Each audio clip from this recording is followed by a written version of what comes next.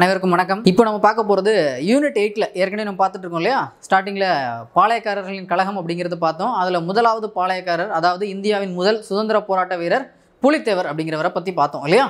அதுக்கடுத்து நம்ம பார்க்க போகிறது யார் அப்படின்னா வேலு நாச்சியார். இவங்க வாழ்ந்த காலம் அப்படிங்கிறது 1730 1796 வரை. நம்ம பாரதியார் வாழ்ந்துட்டு இருந்தார் இல்லையா. 1882 1921 வரை வாழ்ந்த காலம் தான் பாரதியோட காலம்.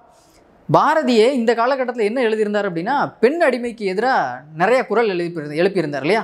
பெண்கள் அடிமையாக இருக்கக்கூடாது அப்படின்னு சொல்லி 1882 பிறந்த பாரதி எழுதியிருக்காரு. ஆனால் அதற்கு ஒரு 150 வருடத்திற்கு முன்னே ஒரு பெண் ஒரு நாட்டையே ஆட்சி பண்ணியிருக்காங்க அப்படின்னா, அப்படிப்பட்ட ஒரு வீர பெண்ணோட வரலாறை பற்றி தான் இன்றைக்கி நம்ம பார்க்க போகிறது. அவங்க தான் வேலு நாச்சியார் அப்படிங்கிறவங்க. இவங்களும் சுதந்திர போராட்டத்தில் ஈடுபட்ட ஒரு வீர பெண்மணி தான். இவங்க பிறந்தது எல்லாமே ராமநாதபுரம் தான். ராமநாதபுரத்தை ரூல் பண்ணிட்டு இருக்கக்கூடிய ஒரு கிங்கோட பேரு செல்லமுத்து சேதுபதி. இந்த செல்லமுத்து சேதுபதியோட ஒரே மகள் தான் வேலு நாச்சியார். அதாவது ராமநாதபுர சமஸ்தானமும் அங்கே இருக்கக்கூடிய மக்கள் எல்லாரும் இந்த சமஸ்தானத்தை ஆட்சி பண்றதுக்கு ஒரு ஆண் வாரிசு வேணும்னு சொல்லி எதிர்பார்த்து காத்துட்டு இருந்த சூழ்நிலையில ஒரு பெண் ஆணை காட்டிலும் பல மடங்கு வீரத்தோட ஒரு பெண் பிறந்தது. அவங்க தான் யாரு? வேலு நாச்சியார் அப்படிங்கிறவங்க. இந்த செல்லமுத்து சேதுபதியோட ஒன்லி டாட்டர் அவங்க தான் நம்ம வேலு நாச்சியார். ஆணை காட்டிலும் பயங்கர பலமா இருக்காங்க அப்படின்னா அதுக்கு என்ன காரணம்னா, இவங்களுக்கு தெரியாத கலைகளும் இல்லை, அறியாத மொழிகளும் இல்லை. சரியா? மல்டிலிங்குவல் பர்சன், நிறைய மொழிகளை கற்றறிந்த ஒரு நபர். மொழி தெரியும், அதே மாதிரி நிறைய கலைகள், சிலம்பமா இருக்கட்டும், வாழ்வீச்சா இருக்கட்டும், எல்லாம் வளரியா இருக்கட்டும், எல்லாமே தெரிஞ்ச ஒரு ஆள் தான் நம்ம வேலு நாச்சியார். அவ்வளவு பெரிய ஒரு வீரமான ஒரு பெண்ணை வளர்த்து வச்சிருக்காங்க நம்ம செல்லமுத்து சேதுபதி அப்படிங்கிற ஒரு மன்னர். இப்போ அந்த காலகட்டத்தில் சின்ன வயசுலேயே திருமணம் முடிச்சு கொடுக்கக்கூடிய ஒரு பழக்கம் இருந்தது. அப்போ வேலு நாச்சியார் எங்க திருமணம் முடிச்சு கொடுக்காங்க அப்படின்னா, இவங்களோட 16வது வயதுல சிவகங்கை அப்படிங்கிறது அந்த காலகட்டத்தில இருந்து இப்போ வரைக்குமே வீரத்துக்கு பெயர் போன இடம் தான் இல்லையா. ஏன்னா ஒக்கூர் மாசாத்தியார்னு ஒரு பெண்பார் புலவர் இருந்தாங்க. அவங்களே என்ன சொல்லியிருந்தாங்க அப்படின்னா, புறநானூற்றில் 3வது நாள், அதாவது முந்தின நாள் தன்னோட அண்ணன் அனுப்பியிருக்காங்க போருக்கு, அவரும் அடிபட்டு இறந்துட்டாரு. மறுநாள் தன்னோட கணவரை அனுப்பியிருக்காங்க, அவரும் அடிபட்டு இறந்துட்டாரு. இன்றைக்கு திரும்பவும் முரசொலி கேட்கும்போது அனுப்புறதுக்கு யாரை அனுப்பலான்னு யோசிச்சுட்டு இருக்கும்போது தன்னோட குழந்தை சின்ன பையனா இருந்திருக்காங்க, அவனையும் அந்த போருக்கு அனுப்பி விட்டுருக்காங்க. அந்த அளவுக்கு வீரம் செறிந்த ஒரு மண் தான் சிவகங்கை மண். அப்படிப்பட்ட சிவகங்கை மண்ணை ஆட்சி பண்ணிட்டு இருக்கிறது யார் அப்படின்னா முத்துவடுகநாதர் அப்படிங்கிறவர். இந்த முத்துவடுகநாதர் சிவகங்கை சமஸ்தானத்தை ஆட்சி பண்ணிட்டு இருக்கக்கூடிய மன்னர். இந்த முத்துவடுகநாதர் அப்படிங்கிறவர் இவரும் ஆங்கிலேயர்களுக்கு வரி கட்ட மாட்டேன்னு சொல்லி எதிர்த்து நிற்கக்கூடிய ஒரு ஆள். இந்த முத்துவடுகநாதருக்கும் நம்ம வேலு நாச்சியாருக்கும் வேலு நாச்சியாருக்கு 16வது வயது இருக்கும்போது இந்த வேலு நாச்சியார் வெட்ஸ் இந்த முத்துவடுகநாதர் 2 பேருக்கும் திருமணம் முடிக்கப்படுது. சரியா? இது இவங்களோட 16வது வயது அப்படின்னா 1746வது வருடத்துல திருமணம் முடிச்சு வைக்கப்படுது முத்துவடுகநாதருக்கும் வேலு நாச்சியாருக்கும். இப்போ சிவகங்கை சமஸ்தானத்துக்கு வந்தாச்சு. ராமநாதபுர சமஸ்தானத்தில் பிறந்த வேலு நாச்சியார் இப்போது சிவகங்கை சமஸ்தானத்துக்கு வந்தாச்சு 1746ல். இவங்களுக்கு பிறந்த குழந்தைக்கு பேர் தான் வெள்ளச்சி நாச்சியார், டாக்டர். இவங்களை யாருக்கு திருமணம் முடிச்சு கொடுத்தாங்க அப்படின்னா வேங்கன் பெரிய உடையன தேவர். சரி, இதான் இவங்களோட ஃபேமிலி ப்ரொஃபைல். அடுத்து நம்ம ஹிஸ்டரிக்குள்ள போவோம். இப்போ வேலு நாச்சியார் இங்க வந்தாச்சு சிவகங்கை சமஸ்தானத்துக்கு திருமணம் முடிச்சு கொடுத்ததுனால இப்போ இவங்களோட ஆட்சி சிறப்பாக தான் போயிட்டு இருக்கு. ஆனா பிரிட்டிஷ் அப்பப்போ ஒரு சில பிரச்சனைகள் பண்ணிட்டே இருக்காங்க. ஏன்னா இவர் வரி கொடுக்கறது இல்லையா. இவங்க கூடவே பக்கபலமா இருக்கிறது யார் அப்படின்னா தாண்டவராயன் அப்படிங்கிறவர், இவரோட அமைச்சர். அது மட்டும் இல்லாம இவங்க கூடவே 12-13 வயசுலேயே இவங்களோட ஒரு படைத்தளபதி ரேஞ்சில் இருக்கிறது யார் அப்படின்னா சின்ன மருது பெரிய மருது. அந்த அளவுக்கு ஒரு மிகப்பெரிய சாம்ராஜ்யத்தை ரன் பண்ணிட்டு இருக்காங்க நம்ம முத்துவடுகநாதர் அப்படிங்கிறவர். இந்த காலகட்டத்தில் 1772 நம்ம காளையார் கோவிலில் வச்சு நம்ம முத்துவடுகநாதருக்கு இன்னொரு மனைவி இருந்தாங்க. இப்போ முத்துவடுகநாதரை சுற்றி எப்போதுமே மிகப்பெரிய படைபலம் இருக்கும். எதனால? ஏற்கனவே பிரிட்டிஷ்ட நிறைய வார்னிங் வந்துருச்சு. அப்போ இவரும் வரி கொடுக்கறதும் இல்லை. அப்போ நிறைய பிரச்சனைகள் இருக்கு இல்லையா. இந்த டைம்ல பிரிட்டிஷ் மட்டும் இல்லாமல் பிரிட்டிஷோட சேர்ந்து இருக்கிறது யார் அப்படின்னா ஆற்காட்டு நவாப், அதாவது முகமது அலி குரூப். இவங்கெல்லாம் ஒன்றா இருக்காங்க. இப்போ முத்துவடுகநாதரை நேரடியாக எதிர்க்கிறதுக்கு முடியல. அப்போ அவரை எப்படி வீழ்த்தணும்னு நினைக்கும் போது சூழ்ச்சியால் தான். ஏன்னா சூழ்ச்சிங்கிறதா நம்ம பிரிட்டிஷ்காரனோட சூத்திரமே இல்லையா. அதன்படி நம்ம முத்துவடுகநாதரை வீழ்த்தணும்னு முடிவு பண்ணுறாங்க. அதன்படி படைகள்லாம் தனித்தனியாக இருக்கும்போது முத்துவடுகநாதர் கோவிலுக்கு போகிறார். யார்? அவரோட இளைய மனைவியோட. அந்த கோவிலை வச்சு ஃபுல்லாக ரவுண்ட் அப் பண்ணி கடைசியில் அவருக்கு வேற வழியே இல்லாமல் அந்த இடத்துல கொலை பண்ணிடுறாங்க. முத்துவடுகநாதர் அப்படிங்கிறவர் 1772 கொல்லப்படுகிறார். யாரால கொல்லப்படுகிறார் அப்படின்னா, ஒரு பக்கம் பிரிட்டிஷ், இன்னொரு பக்கம் அவங்க கூட இருந்த முகமது அலி, அதாவது அவர் தான் ஆற்காடு நவாப். பிரிட்டிஷ் சார்பாக வந்தவர் யார் அப்படின்னா போன்ஜோர் அப்படிங்கிறவர். இவங்கெல்லாம் சேர்ந்து இப்போ ஒரு வழியா முத்துவடுகநாதரை கொலை பண்ணியாச்சு. இப்போ முத்துவிடங்கனார் தன்னோட கணவர் இழந்ததுமே வேலுநாச்சியாருக்கு அங்கே இருக்கிறதுக்கு வழி இல்லை. உடனே இப்போதைக்கு நமக்கு அந்த இடத்துல அவரை பிரிட்டிஷ் எதிர்த்து நிற்கிறதுக்கான ஒரு சூழல் இல்லை. அதனால அங்கேருந்து இப்போதைக்கு தப்பிக்கலான்னு முடிவு பண்ணாங்க. இந்த வேலுநாச்சியார் பிளஸ் அந்த அமைச்சர் தாண்டவராயன், அது போக அவங்களோட குழந்தை வெள்ளச்சி நாச்சியார், இப்போ 3 பேர் இங்கேருந்து எஸ்கேப் ஆகுறாங்க. இவங்க எஸ்கேப் ஆகுறாங்க. பிரிட்டிஷ் பின்னாடியே துரத்திட்டே தான் வராங்க, விடலை. இந்த அம்மா என்னது குதிரையேற்ற எல்லாத்துலேயுமே பயங்கரமான ஒரு வீரப்பெண்ணு இல்லையா, அதனால பயங்கரமான வேகத்தில் போயிட்டு இருக்காங்க இந்த 3 பேரும். இவங்களை பின்தொடர்ந்து யார் வரா அப்படின்னா பிரிட்டிஷ். கடைசியில் இவங்க போன திசையை இவங்களால கண்டுபிடிக்க முடியல. அதனால தான் அந்த இடத்துல ஆடு மேய்ச்சிட்டு இருந்த ஒரு பெண்ணிட்ட கேட்குறாங்க, வேலுநாச்சியார் எந்த பக்கம் போனாங்க அப்படின்னு கேட்கும்போது, என்னோட உயிரே போனாலும் சொல்ல மாட்டேன் அப்படிங்கிறாங்க அந்த பெண்ணு. அதனால தான் பிரிட்டிஷ்காரன் அந்த பெண்ணை 2 வெட்டி அந்த இடத்துல கொலை பண்ணிட்டான். அதனால தான் அந்த பெண்ணோட ஞாபகார்த்தமா பின்னாளில் திரும்பியும் ஆட்சியை கைப்பற்றினதுக்கு அப்புறம் நம்ம வேலுநாச்சியார் வெட்டுடையாள் காளி கோவில் அப்படின்னு சொல்லி ஒரு கோவிலே கட்டி வச்சிருக்காங்க. வெட்டுடையாள், ஏன்னா அந்த பெண்ணோட பேர் தான் உடையாள். வெட்டுடையாள் காளி கோவில்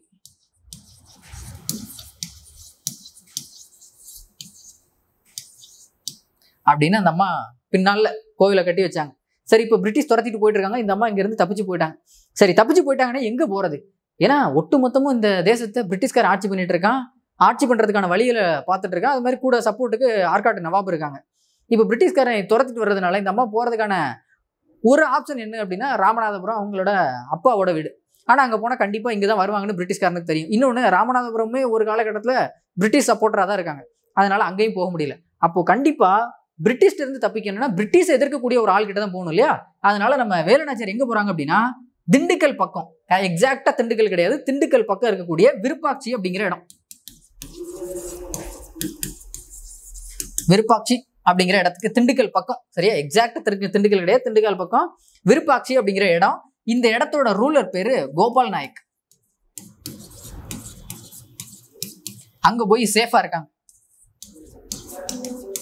இவர் தான் அன்னைக்கு நம்ம வேலுநாச்சியாருக்கு அடைக்கலம் கொடுத்தது, கோபால் நாயக். இப்போ கோபால் நாயக் கூட யாரெல்லாம் இருக்கா அப்படின்னா வேலுநாச்சியார், அவங்களோட அமைச்சர் தாண்டவராயன், அது மட்டும் இல்லாமல் அவங்களோட மகள் வெள்ளச்சி நாச்சியார் எல்லாம் சேஃபாக இங்கே இருக்காங்க. இப்போ இங்கே 1772 கோபால் நாயக் கிட்ட தஞ்சம் புகுந்தாச்சு. அவர் தான் அடைக்கலம் கொடுக்குறாரு. இப்போ இங்கே இருந்துட்டே இந்த அம்மா திரும்ப எப்படி நம்ம சிவகங்கையை மீட்டெடுக்கிறது அப்படிங்கிறதான் பயங்கரமான திட்டம் தீட்டுறாங்க. கிட்டத்தட்ட 8 ஆண்டுகள் அருந்தவம் புரிஞ்ச மாதிரி. சாதாரண விஷயம் இல்லை. 1 நாள் 2 நாளில் கடந்து போகிறது கிடையாது, 8 ஆண்டுகள். அதுவும் இவ்வளவு தேசம் முழுக்க இருக்கக்கூடிய பிரிட்டிஷ்ல இருந்து மறைஞ்சு வாழக்கூடிய ஒரு வாழ்க்கை. அப்படிப்பட்ட சூழ்நிலையில தான் நம்ம வேலுநாச்சியார் இருக்காங்க. இப்போ இந்த வேலுநாச்சியார் என்ன பண்றாங்க அப்படின்னா, நம்ம ஹைதர் அலி அப்படிங்கிறவரு அந்த காலகட்டத்தில் மிகப்பெரிய படைபலத்தோட இருந்த ஒரு ஆள் ஹைதர் அலி. இந்த ஹைதர் அலிட்ட நம்ம வேலுநாச்சியார் உதவி கேட்கிறாங்க. அப்போ உதவி கேட்குறாங்க அப்படின்னா அதுக்கு கடிதம் மூலம் உதவி கோரப்படுது. அந்த உதவி எந்த மாதிரியான மொழியில எழுதப்படுது அப்படின்னா ஹைதர் அலிக்கு லெட்டர் எழுதுறாங்க. அந்த லெட்டர் உருது மொழியில எழுதப்படுது. அதான் முக்கியம், சரியா? உருது மொழி, ஏன்னா ஹைதர் அலியோட தாய்மொழி அப்படிங்கிறது உருது. அந்த உருது மொழியிலே இந்த அம்மா கடிதம் எழுதுறாங்க. அதெல்லாம் கேட்டு தெரிஞ்சுக்கிட்ட நம்ம ஹைதர் அலி தான் என்ன பண்றாங்க, ஏன்னா ஹைதர் அலிக்கு எழுத படிக்க ஒன்றும் பெருசாக தெரியாது. அதனால அதை கேட்டு தெரியும் போது தான் தெரியுது, தன்னோட தாய்மொழியில தன்னை காட்டிலும் ஒரு தமிழ் பெண் இவ்வளவு தூரம் ஒரு போராட்ட குணத்தோட எழுதியிருக்கும் போது கண்டிப்பா நாம அந்த பெண்ணுக்கு உதவி பண்ணணும் அப்படின்னு சொல்லி நம்ம ஹைதர் அலி முடிவு பண்றாரு. ஹைதர் அலி அப்படிங்கிறவர் மைசூரோட சமஸ்தானத்தோட ஒரு சிஎம், அதாவது சீஃப் மினிஸ்டர் ரேஞ்சுக்கு இருக்காருன்னு வச்சுக்கோம், சரியா? அவருக்கு தான் அதிகமான பவர் அங்கிருந்து உடையராஜாவை காட்டிலும். அப்போ இவர் என்ன பண்றாரு அப்படின்னா, இவரோட சமஸ்தானம் இங்க நம்ம கொங்கு திண்டுக்கல் பகுதி வரைக்கும் அவரோட சமஸ்தானம் தான். அப்போ ஹைதர் அலி என்ன பண்றாரு, கண்டிப்பா இந்த பெண்ணுக்கு உதவி பண்ணணும்னு நினைக்கிறாரு. அப்போ உதவி பண்ணணும் அப்படின்னா என்ன பண்றது, ஹைதர் அலி அங்கிருந்து வரல, திண்டுக்கலை ஒட்டி சையத் கார்கி அப்படிங்கிறவரு இவரோட ஒரு அந்த ஆயுதங்கள் எல்லாம் பாதுகாக்கக்கூடிய ஒரு கேப்டன் மாதிரி சையத் கார்கி, அவருக்கு கட்டளை இடுறாரு நம்ம ஹைதர் அலி. என்ன சொல்றாரு அப்படின்னா, சையத் கார்கி நீ உடனே ஒரு 5000 காலாட்படை குதிரைப்படையோட சேர்ந்து நம்ம வேலுநாச்சியாருக்கு உதவி பண்ணணும் அப்படிங்கிறார். காலாட்படையும் குதிரைப்படையும் உடனே நீ நம்ம வேலுநாச்சியாருக்கு உதவி பண்ணணும் அப்படின்னு சொல்லி இவ்வளவு பெரிய படையெல்லாம் தயார் பண்றாங்க. இது மட்டும் இல்லாம இவங்க கூடவே இருக்கக்கூடிய மருது சகோதரர்களும் இவருக்கு பயங்கரமான ஒரு சப்போர்ட். இப்போ எல்லாம் சேர்ந்தாச்சு. இப்போ சிவகங்கையை எப்படியாவது முற்றுகையிடணும்னு முடிவு பண்ணியாச்சு. அங்கே சிவகங்கையில் யார் இருக்கா, பிரிட்டிஷ்காரங்க இருக்காங்க. அப்போ ஒட்டுமொத்த படைகளோட நேரடியாக போய் மோதணும் அப்படின்னா அது மிகப்பெரிய சவாலாக இருக்கும்.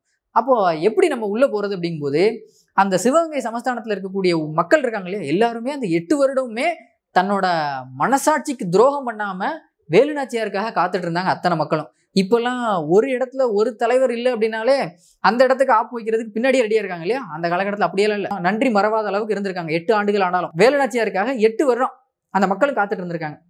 இப்ப வேலுநாச்சியாரோட வியூகத்தின்படி அங்க உள்ள மக்கள், ஒரு சில மக்கள் வேற பக்கத்து ஊருக்கு போற மாதிரி வெளியில வராங்க. அதே மாதிரி இங்கிருந்து படை வீரர்கள் சாதாரண மக்கள் மாதிரி உள்ள போறாங்க. இப்படியே அந்த ஆள் மாற்றங்கள் நடந்துட்டே இருக்கு.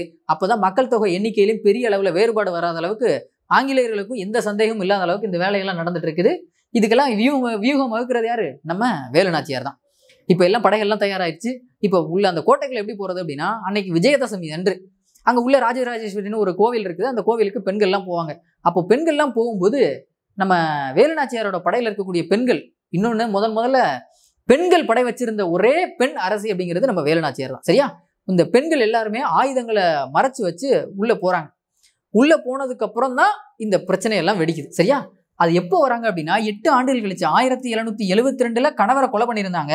இப்போ 8 வருஷம் கழிச்சு 1780ல வேலுநாச்சியார் சிவகங்கை கோட்டைக்குள்ள வராங்க. அது மும்முனை தாக்குதல். திருப்பத்தூர்ல ஒண்ணு, காளையார் கோவில்ல ஒண்ணு, சிவகங்கை, இப்படி சுத்தி மும்முனை தாக்குதலுக்கு தயாரா இருக்காங்க நம்ம வேலுநாச்சியார். இப்போ 1780 ஆயிடுச்சு. அன்றைக்குதான் அந்த விஜயதசமி திருவிழா, அதாவது கோவில் உள்ள நம்ம கோட்டைக்குள்ள இருக்கக்கூடிய கோவில், அதுக்கு பெண்கள் எல்லாம் போறாங்க. அன்னைக்குதான் அந்த போர் நடக்குது. அதுல 2 ஆர்மி வச்சுறாங்க. ஆண்களுக்குன்னு ஒரு படை, பெண்களுக்குன்னு ஒரு படை. மென்ஸ் ஆர்மி ஒண்ணு, விமென்ஸ் ஆர்மி ஒண்ணு.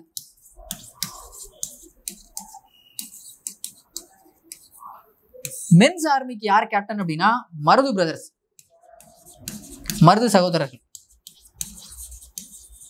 விமென்ஸ் ஆர்மிக்கு யார் கேப்டன் அப்படின்னா குயிலி. இந்த விமென்ஸ் ஆர்மியோட படையோட பேர் என்ன அப்படின்னா உடையாள் விங். இந்த உடையாள் தான் அந்த வெட்டுடையாள்னு பேர் பார்த்தோம் இல்லையா? அந்த பெண்ணை வெட்டி பிரிட்டிஷ்காரன் கொலை பண்ணாங்க இல்லையா? அந்த உடையாளோட பேர் தான் உடையாள் படை அப்படிங்கிறது. உடையாள் விங் அன்னைக்கு பேர் வச்சாச்சு. இங்க கேப்டன் குயிலி, இங்க மருது பிரதர்ஸ். இன்னொன்னு இந்த குயிலி இருக்காங்க இல்லையா?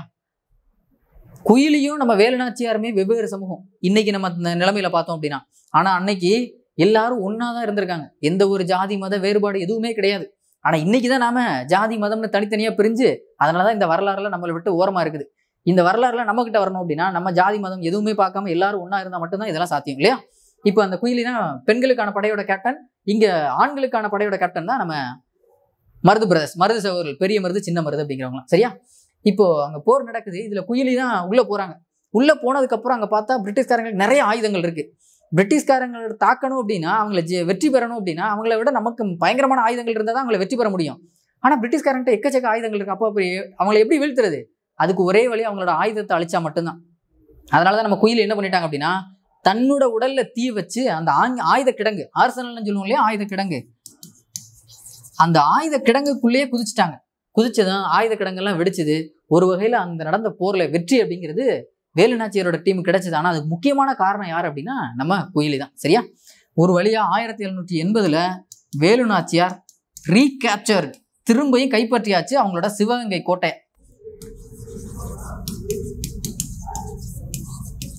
தான் இழந்த இடத்தை மீட்டெடுத்த ஒரே பெண் அரசி அப்படிங்கிறது நம்ம வேலுநாச்சியார் தான். 1780ல மீட்டெடுத்தாச்சு. அப்போ யாரை எதிர்த்து அப்படின்னா, இங்க பிரிட்டிஷ் இருக்காங்க, அது போக கூட இருக்கிறது நவாபு. இங்க பிரிட்டிஷ் சார்பா வந்திருந்தது அதே போன்ஜோர். அவரை வீழ்த்தி தான் அன்னைக்கு நம்ம வேலுநாச்சியார் தான் இழந்த அந்த சிவகங்கை இடத்தை மீட்டெடுத்தாச்சு. இது வரைக்கும் வரலாற்றிலே இந்த மாதிரி ஒரு சம்பவம் எங்கேயுமே கிடையாது. அப்படிப்பட்ட ஒரு வரலாறை கொடுத்தது தான் நம்ம வேலுநாச்சியார். இப்போ 1780ல ஒரு வழி அந்த சமஸ்தானத்தை மீட்டெடுத்தாச்சு இல்லையா? இதுக்கப்புறம் தான் வேலுநாச்சியாரோட ஆட்சி. இது வரைக்கும் முத்துவடுகநாதர் தான் 1772 வரைக்கும் ஆட்சி பண்ணிட்டு இருந்தாரு. வேலுநாச்சியார் அப்படிங்கிறவங்க ஜஸ்ட் ஒரு ராணி, அவ்வளவுதான். மற்றபடி அவங்க ஆட்சிக்கு வரல. ஆனா இப்போதான் முதல் 1780ல ஆட்சிக்கு வராங்க. வந்ததும் இங்க பெரிய மருது அப்புறம் சின்ன மருது. இந்த பெரிய மருது அப்படிங்கிறவரு ஒட்டுமொத்த மிலிட்டரிக்குமே கமாண்டர் மாதிரி அறிவிச்சாங்க. ஒட்டுமொத்த இராணுவ படைகளுக்குமே தளபதி அப்படிங்கிற அளவுக்கு. நம்ம சின்ன மருது அப்படிங்கிறவரு இருக்கக்கூடிய அமைச்சர்களுக்கெல்லாம் தலைமை அமைச்சர் அப்படிங்கிற ஒரு பதவியை கொடுத்தாங்க.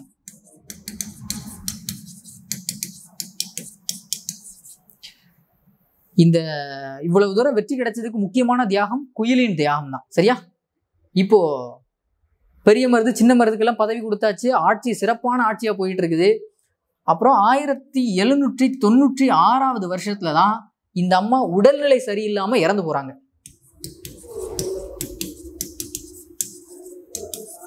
1796 வருடம்.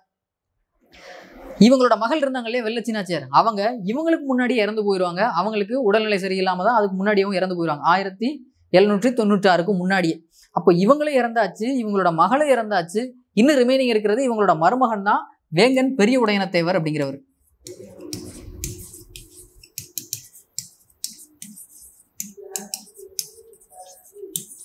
இவரும் கிட்டத்தட்ட ஒரு வருஷம் தான் ரூல் பண்ணியிருப்பாரு. அதுக்கப்புறம் இவரையும் நாடு கடத்திடுவாங்க. முதலில் நாடு கடத்தப்பட்ட ஒரு தமிழ் மன்னர் யாருன்னு கேட்டா அது வேங்கன் பெரிய உடையனத்தேவர் தான். சரியா? இவரையும் நாடு கடத்திடுவாங்க, சென்ட் டு பர்மா. நிறைய பேர் நாடு கடத்திருப்பாங்க, அதுல வேங்கன் பெரிய உடையனத்தேவரும் ஒருத்தர். சரியா? இப்போ இவங்கெல்லாம் போயாச்சு. இனிமே இந்த இடத்த ரூல் பண்ணக்கூடியதான் யாரு? நம்ம மருது சகோதரர்கள் அப்படிங்கிறவங்க. சரியா? அதை நம்ம அடுத்த காணொலியில பார்க்கலாம். இப்போ ஒரு வழியா வேலுநாச்சியார்லாம் இறந்து போயாச்சு. நம்ம ஏற்கனவே பார்த்துருக்கோம். 1715 பிறந்த பூலித்தேவர் 1767 முதல் பாளையக்காரர் இறந்தாச்சு.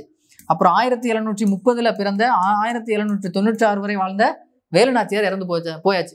மிகப்பெரிய தலைவர்கள் எல்லாம் ஒவ்வொருத்தருக்கான முடிவும் எட்டப்படுது. இதுக்கப்புறம் தான் பிரிட்டிஷோட ஆட்சி அப்படிங்கிறது கொஞ்சம் கொஞ்சமா விரிவடையுது. ஏன்னா எதிர்க்கிறதுக்கான ஆட்கள் கொஞ்சம் கொஞ்சமா குறைஞ்சிட்டே வராங்க இல்லையா? இந்த அம்மா வேலுநாச்சியார் அப்படிங்கிறவங்களுக்கான சில டைட்டில்ஸ். பயங்கரமான வீரப்பெண் இல்லையா? ஃபர்ஸ்ட் கியூன், முதல் பெண் அரசி. ரீகேப்சர்ட் ஹர் கிங்டம், தான் இழந்த இடத்தை மீட்டெடுத்த ஒரே பெண் அரசி.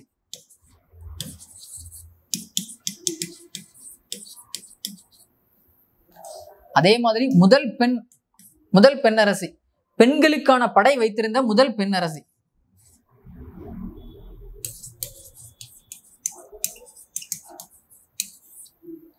அப்புறம் வீரமங்கை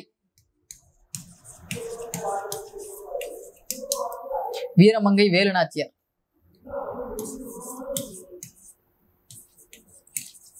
zone of Arc, India's Joan of Arc. India's Joan of Arc அப்படிங்கிறது பிரெஞ்சில் ஒரு பெண். ஜோன் ஆஃப் ஆர்க் அப்படிங்கிறவங்க பயங்கரம் வீரமாக இருந்திருக்காங்க. பிரெஞ்சு படைக்கு சப்போர்ட்டிவாக நிறையா வெற்றியை பெற்றிருக்காங்க. அதே மாதிரி இந்தியாவிலையும் ஒரு மிகப்பெரிய வெற்றியை தேடி தந்த ஒரு முதல் பெண் அப்படிங்கிறது நம்ம வீரமங்கை வேலுநாச்சியார் தான். அதனால தான் இந்தியாஸ் ஜோன் ஆஃப் ஆர்க் அப்படிங்கிற ஒரு டைட்டில் இருக்கு. சரியா? அது போக இன்னொன்று, இது தேவையில்லாத டைட்டில் தான், சவுத் இந்தியாஸ் ஜான்சி ராணி அப்படிங்கிறது.